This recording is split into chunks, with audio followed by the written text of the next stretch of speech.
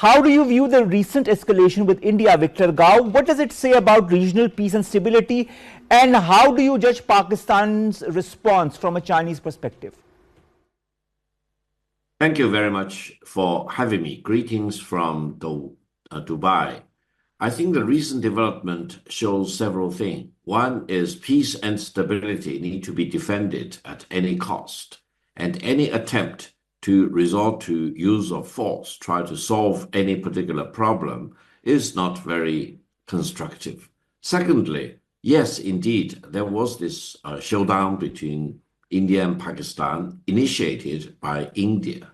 And in this round of showdown, Pakistan demonstrated extreme forms of courage and wisdom and resourcefulness, and eventually actually defeated the Indian attempts. And I think there are several reasons. One is the heroism and the courage of the pilots and the soldiers and the officers of the armed forces of Pakistan. But equally importantly, the capabilities of the fighter planes by the Pakistani pilots outperformed any expectation. And I think their capabilities now became the household name in the world because they performed way beyond any expectation by shooting down quite a few very advanced planes on the Indian side. Now, my personal reading is that the Pakistani side has already made great achievement in what we call the synthesization and the coordination of space, air force, ground force, naval force, and the submarine, which I always call it's the merging of the 5 dimensions. Now, this is very important. It means that the planes themselves are still important, but you need to put them into this overall operating framework, whereby you actually draw everything. All the data will be synthesized and coordinated by space, air, ground, sea, and the submarine side. So that will be the fighting success going forward, not only for this round of showdown between India and Pakistan, but also for the future wars in any parts of the world. My personal observation is that I'm so happy that China has demonstrated it is fully committed to helping Pakistan to defend its legitimate interests in terms of sovereignty and territorial integrity. And China and Pakistan have proven through this round of fierce air show that we are true brothers and sisters, and no one should ever second guess China's commitment to helping Pakistan to defend its sovereignty and territorial integrity. Talking of Pakistan-China relations, Mr. Gao, you've described these relations as ironclad and have emphasized mutual support. In light of the recent Indian strikes on Pakistani territories that you've talked about as well, how does China interpret these actions, and also what implications are these going to have for regional stability?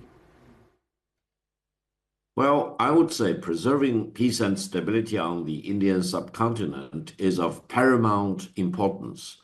And mainly, both India and Pakistan have very large populations, and they all need to develop their economy to make sure that the people will enjoy the standards of the living ever being improved. And then war will actually destroy any prospect of improved living standards for the people.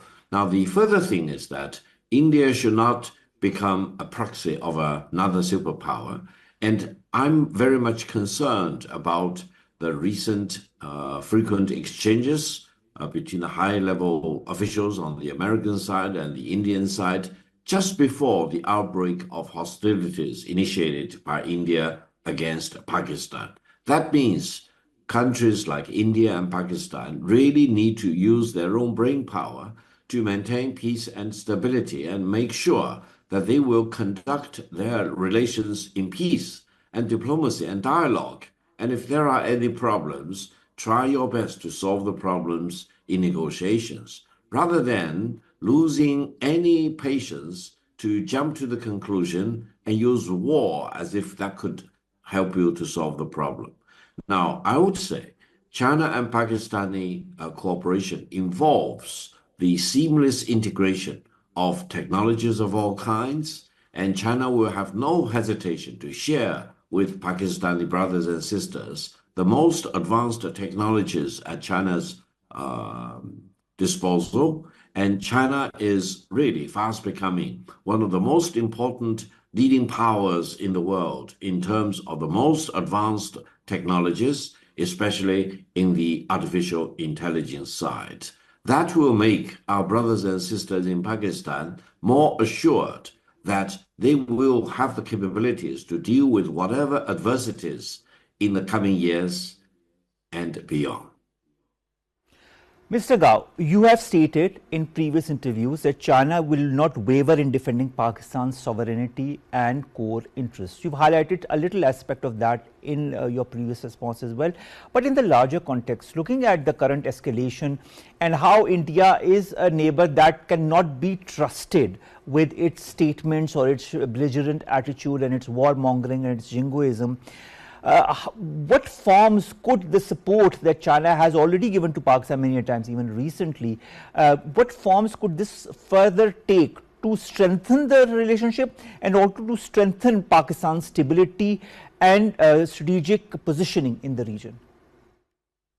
Yeah, allow me to mention one thing. I'm personally shocked when India decided to divert the water from Pakistan, which will result in extreme difficulties for the millions of the people in Pakistan if the water would be diverted otherwise. Now, I understand between Pakistan and India, there have been concluded agreements or even treaties about how the water in these important rivers should be allocated.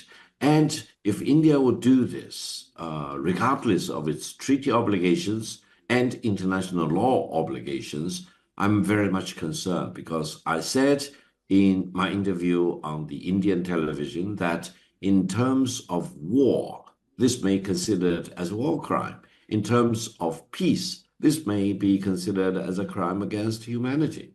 So I will personally propose that among China, India, and Pakistan, we need to come up with agreements so that no country should be allowed to divert water from these rivers against international obligations or against mutual treaty obligations.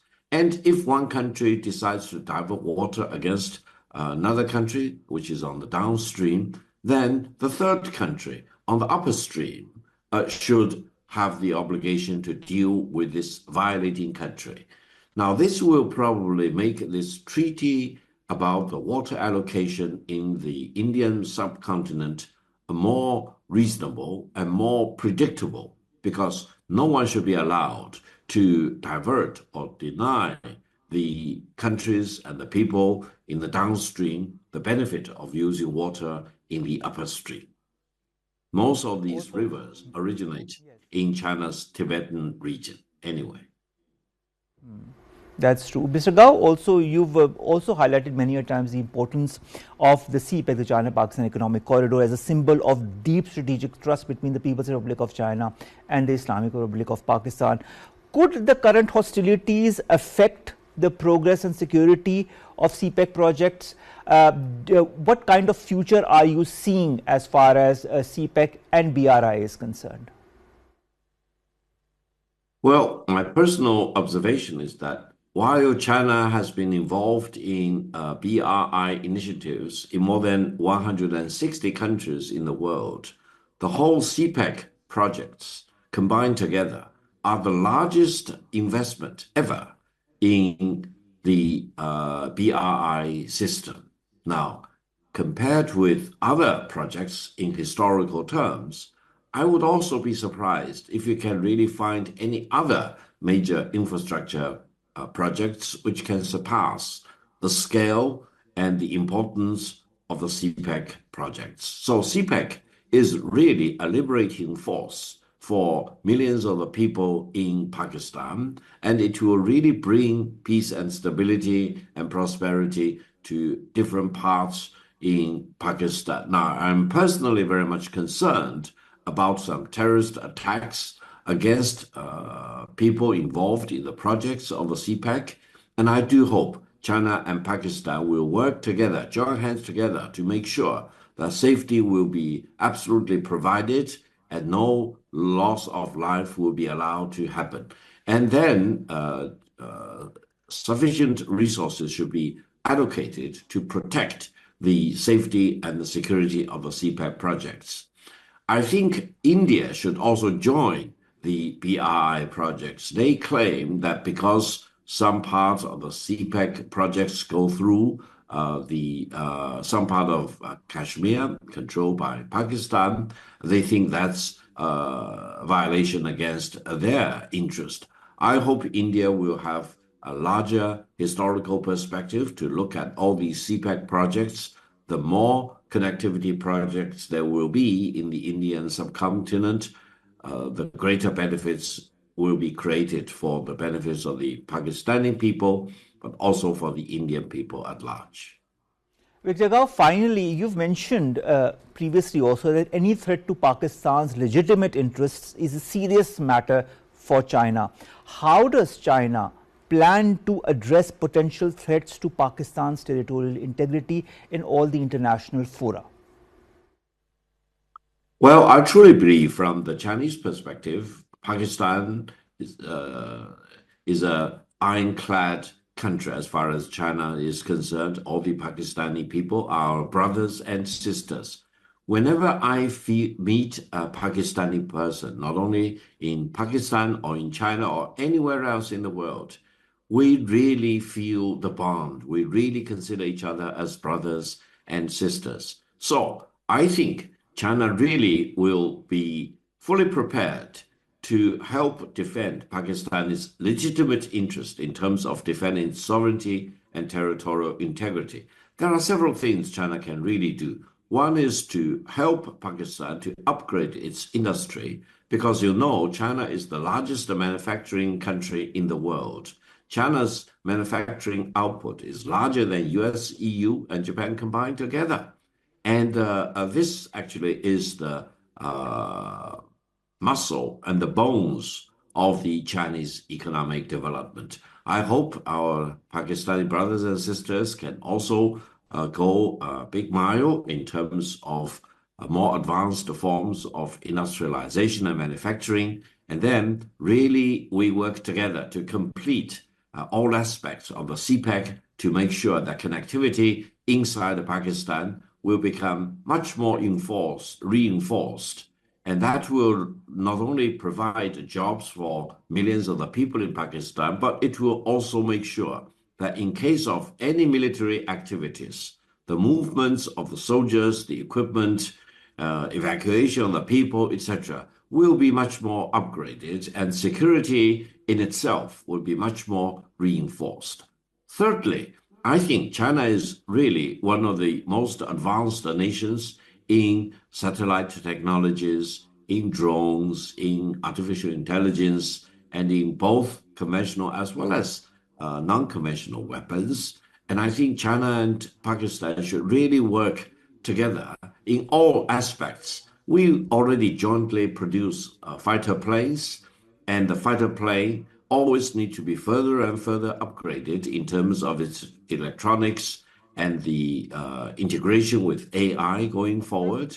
And as I mentioned, this Yes, Victor Gao, as you have mentioned, I think Pakistan and China are going to go a long way forward as far as our cooperation and collaboration is concerned. Thank you very much. We're a bit short of time. Thank you very much, Victor Gao, to have joined us and to have given us so much of your output as far as the current situation is concerned from a Chinese perspective.